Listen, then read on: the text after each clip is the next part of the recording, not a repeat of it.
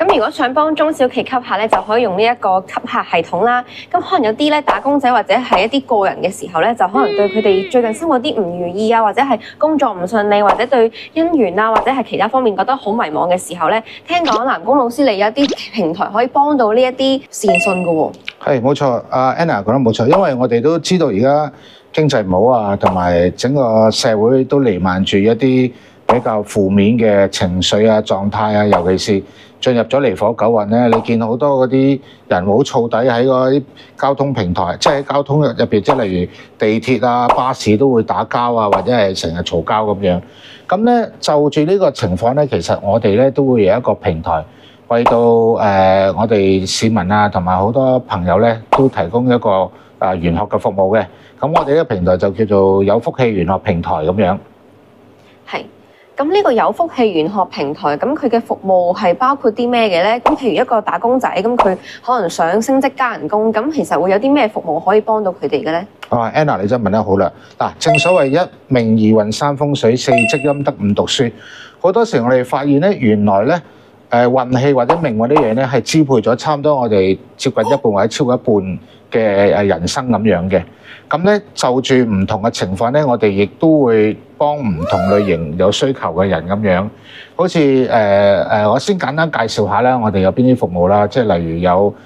提升自己嘅財運啦，或者係改善自己姻緣啦，同埋甚至乎係有一啲叫做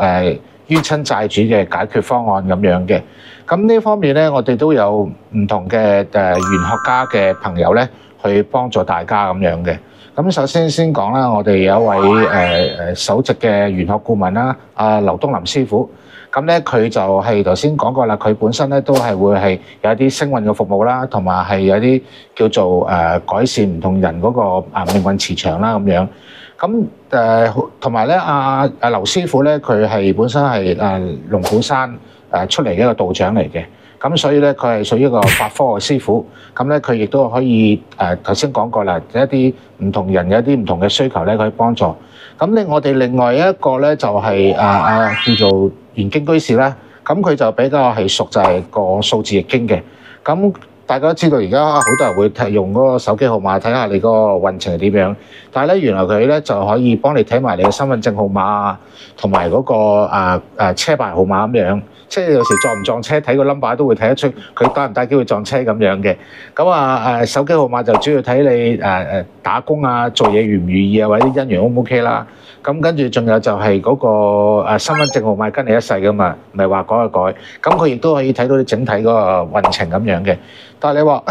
我直頭係對我人生有多啲發掘或者有啲啟悟。咁我有一個師兄咧就叫齊龍居士，咁咧佢就係會幫一啲朋友咧就出三世書，解惑翻一啲佢呢一世一啲情況。嗱，三世書唔代表人咧之前得三世，其實係代表佢之前咁多世入邊咧有其中三世影響佢呢一世咁樣嘅。咁咧就會透過佢呢三世嘅情況咧，就分析到佢呢一世有啲嘢係應該要做，或者有邊啲嘢唔應該要做，或者有啲嘢係佢上一世留落嚟，佢要完成呢個任務咁樣嘅。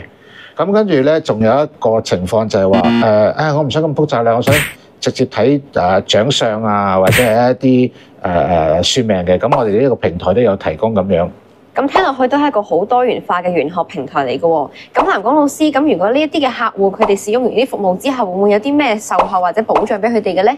我哋主要有兩種嘅售後服務啦。第一就係話，如果佢要改善運程，而經我哋平台買一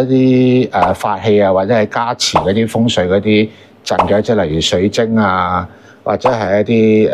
開光法器啊，咁我哋咧都會有一啲叫做正緣嗰啲保障，即係例如可能爛咗咁我哋可能會用一個優惠價同佢換翻，又或者係開光嗰度，咁我哋嗰度咧真係會有師傅去跟進咁樣嘅。咁第二方面，例如可能佢係一啲叫做自身嗰啲解惑啊，或者係嗰啲星運啊，或者係啲算命服務嘅話咧，咁我哋後續都會透過一啲社交平台或者信息咧，去俾佢去做一啲繼續嘅提問咁樣嘅。同埋咧嗰啲法器咧，其實都好重要嘅。例如你係屬於咩生肖，你就要佩戴邊啲生肖飾物。又或者其實你個五行係屬於啲乜嘢，即係金木水火土屬於咩咧？你擺一啲水晶咧，都係有個講究喺度咁樣嘅。咁呢一方面咧，我哋都會做一啲叫做後勤嘅支援咁樣啦。咁所以如果經歷緊一啲人生迷惘時期嘅你，或者係就算你係想參考下一啲風水命理嘅你咧，都可以試下呢一個有福氣玄學平台啦。